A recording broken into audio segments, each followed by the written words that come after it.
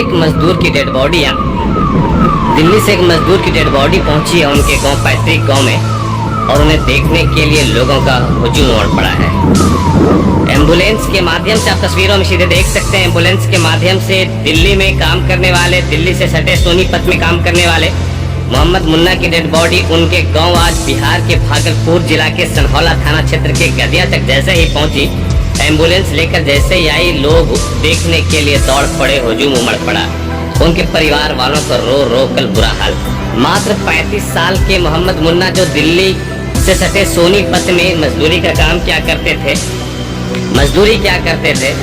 और Delhi railway station पर ही उनकी मौत हुई थी। दिल्ली का आनंद विहार एक रेलवे स्टेशन है और बिल्कुल आनंद विहार रेलवे स्टेशन पर उसकी मौत हुई थी। उनकी तबीयत खराब हुई थी अपने सोनीपत में, जहाँ पर वो काम करते थे। फिर उन्हें लगा कि नहीं, घर चला जाए, और वो सोनीपत से घर आ रहे थे। आनंद विहार में उनकी ट्रेन थी, आनंद विहार से वो ट्रेन पकड़कर वो आने वाले थे भागलपुर के लिए, लेकिन रास्ते में उन्हें क्या पता था कि मेरी मौत हो जाएगी। आनंद विहार जैसे ही वो पहुंचे, जैसे ही बस से वो उतरे, आनंद विहार में ट्रेन पर बैठने के लिए जा ही रहे थे कि उसकी जो है अटैक आने से मौत हो गई।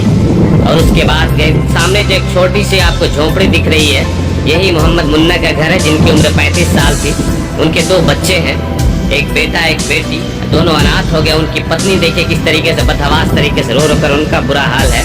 तस्वीरें सीधे मैं आपको दिखा रहा हूँ बिहार के भागलपुर जिला के सनहौला थाना क्षेत्र के गदिया चक गांव से, जहाँ पर एक मजदूर की डेड बॉडी अभी घर पहुंची। एक वो मजदूर जो प्रदेश में रहकर काम करता था, वो मजदूर जो अपने घर की रोजी रोटी को चलाने के लिए अपने घर से काफी दूर, हजारों किलोमीटर दूर जाकर मेहनत मजदूरी करता था, और आज उनका मृत शरीर, उनका पार्थिव शरीर, उनकी डेड बॉडी, उनका जनाजा उनके गांव जब पहुंचा तो देखने के लिए लोगों का हुजूम उमड़ पड़ा।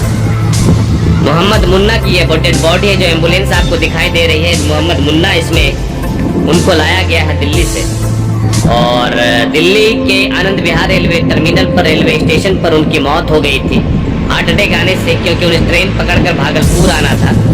और अब रेलवे स्टेशन पर ही उनको अटैक आ जाता है और वो वहीं पर गिर पड़ते हैं और वहीं पर उनकी मौत हो जाती है।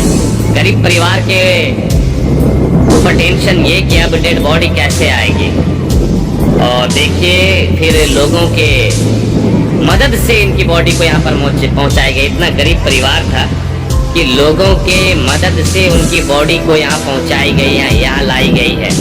लोगों ने डोनेशन दिया, लोगों ने मदद की, मदद को आगे आए। उसके बाद उनकी डेड बॉडी इसी लाल एम्बुलेंस जो आप देख रहे हैं, इसी एम्बुलेंस के माध्यम से अभी पहुँची है उनके पैतृक गाँव सनहौला थाना क्षेत्र के गदिया चक।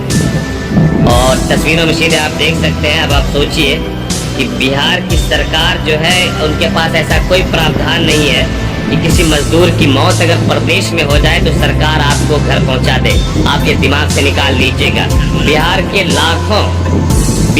के लाखों ऐसे मजदूर हैं जो प्रदेश में रहकर काम करते हैं। बिहार के लाखों ऐसे कमाऊ रोजगार पाने के लिए लोग प्रदेश जाते हैं। उनकी मौत अगर हो जाए और नेचुरल मौत हो तो उसको लाने के लिए सरकार आपकी कोई व्यवस्था नहीं करेगी। सरकार खुद कहती है कि मैं सिर्फ एक्सीडेंटल कोई मौत होगी तो फिर मैं उसको यहाँ तक, घर तक लाऊंगा। लेकिन यहाँ पर ऐसा कुछ नहीं है कि बिहार के मजदूर की मौत अगर प्रदेश में हो जाए, लोग वहाँ काम करने जाए, प्रदेश में उनकी मौत हो जाए किसी तरीके से, उनकी मौत हो जाने के बाद उनके गरीब परिवार के ऊपर ही जिम्मेदारी आएगी अपनी बॉडी को घर लाने की।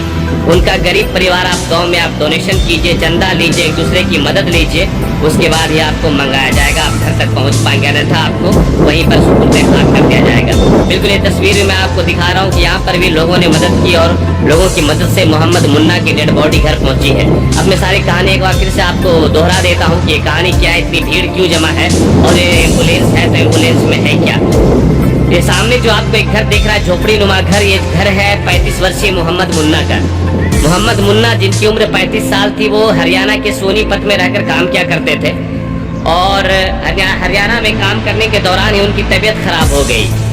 उनको वायरल फीवर हुआ, बुखार हुआ, सर्दी खांसी और भी चीजें हुई। तो मोहम्मद मुन्ना को लगा कि ये रमजान का महीना चल रहा है, मैं चलूँ घर चला जाता हूँ और वहीं पर रमजान के महीने में आराम करूंगा, घर में दवाई होगी, इलाज होगा, बढ़िया से आराम करेंगे, तबीयत ठीक हो जाएगी। और इसी इरादे के साथ वो सोनीपत से निकले अपने घर आने, भागलपुर आने के लिए। और रास्ते में जब सोनीपत से निकलने के बाद वो बस में बैठकर वो दिल्ली के आनंद विहार रेलवे स्टेशन वो आ रहे थे। तो आनंद विहार रेलवे स्टेशन में जैसे ही वो उतरते हैं तो उसके बाद उनको उतरने के बाद कुछ मिनटों के बाद ही चक्कर आ जाती है। चक्कर आने का यह अटैक है वो हो जाती है और वहीं पर वो गिर पड़ते हैं घस खाकर, फिर उनकी मौत हो जाती है। आनंद फानंद में आरपीएफ आती है। आरपीएफ आकर पता करती है कि आखिर ये किसकी बॉडी है, आखिर यहाँ पर जो मृत पाए जा गए शख्स है ये कौन है।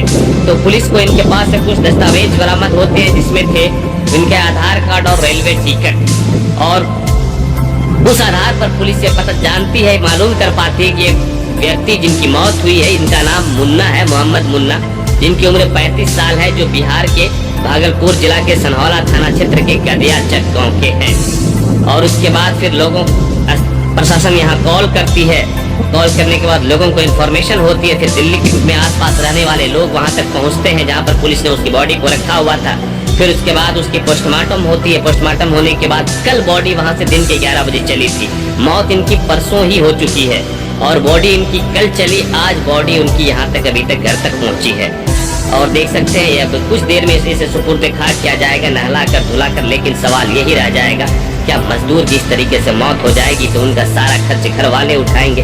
प्रदेश में रहने वाले इतने सारे लोग होते हैं, जितने सारे लोग बिहार के परदेसी मजदूर, क्या वो लोग सरकार को टैक्स पे नहीं करते? क्या वो लोग सरकार के किसी काम के नहीं है कि सरकार उनके आखिरी वक्त में उनके काम नहीं आ रही है? जब उनकी जान चली जा रही तब भी सरकार उनसे पीछा छुड़ा रही है।